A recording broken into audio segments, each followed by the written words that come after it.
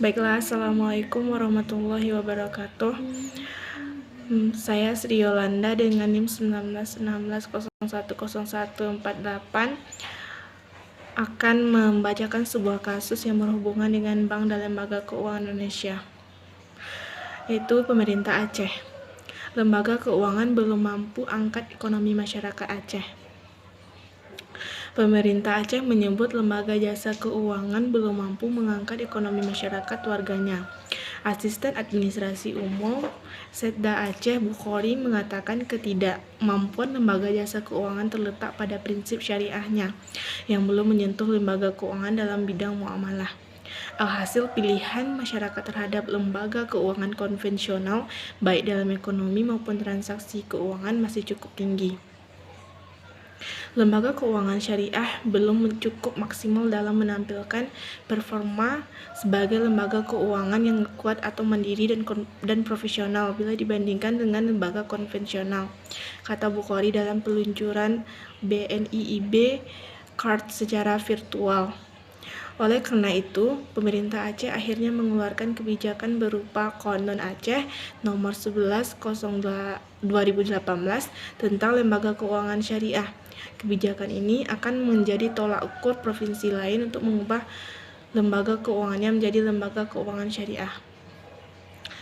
Rupanya kebijakan ini tidak cukup, dibilang oleh Bukhari. Kebijakan ini perlu diperkuat dengan program nyata, edukasi, dan sosialisasi kepada masyarakat.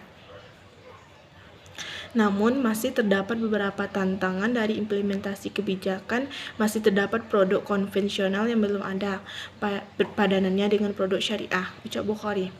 Selain itu, masih ada perbedaan metode antara konvensional dan syariah, sehingga perlu edukasi kepada SDM dan lembaga jasa keuangan konvensional ke syariah. Pihaknya ingin memastikan keberadaan lembaga keuangan syariah nantinya mampu membuka akses keuangan guna mewujudkan pihaknya memastikan keberadaan lembaga keuangan syariah nantinya mampu membuka akses keuangan guna mewujudkan kesejahteraan ekonomi yang merata melalui pendidikan dan pelatihan yang terukur. Kita harapkan melalui Konon ini akan tercipta market share keuangan syariah nasional sehingga produk lembaga keuangan dengan kondisi bisnis saat ini, pungkas Bukhari. Kasus ini sangat berkaitan erat dengan materi kuliah Bank dan Lembaga Keuangan Indonesia, yaitu dengan teori lembaga keuangan, yaitu fungsi dan peranan lembaga keuangan di Indonesia. Fungsi lembaga keuangan yaitu melancarkan pertukaran produk, barang, atau jasa dengan menggunakan uang dan instrumen kredit. Yang kedua itu menghimpun dana dari masyarakat dalam bentuk simpanan dan menyalurkan ke masyarakat dalam bentuk pinjaman. Atau dengan kata lain, lembaga keuangan menghimpun dana dari pihak yang berlebihan dana dan menyalurkan ke bank ke pihak yang kekurangan dana. Selanjutnya itu memberikan pengetahuan dan informasi. Yang setelah itu, lembaga keuangan mewajibkan menyebarkan informasi dan kegiatan yang berguna dan menguntungkan bagi nasabahnya. Dan selanjutnya yaitu memberikan jaminan. Lembaga keuangan mampu memberikan jaminan hukum dan moral mengenai keamanan dana masyarakat yang dipercayakan kepada lembaga keuangan tersebut. Yang selanjutnya yaitu menciptakan dan memberikan likuiditas. Lembaga keuangan yang mampu memberikan keyakinan kepada nasabahnya bahwa dana yang disimpan akan dikembalikan pada waktu jatuh tempo. Sedangkan peran lembaga keuangan sendiri yaitu berkaitan dengan lembaga keuangan mekanisme pembayaran antara pelaku-pelaku ekonomi sebagai transaksi yang mereka lakukan. Yang pertama yaitu pengalihan aset.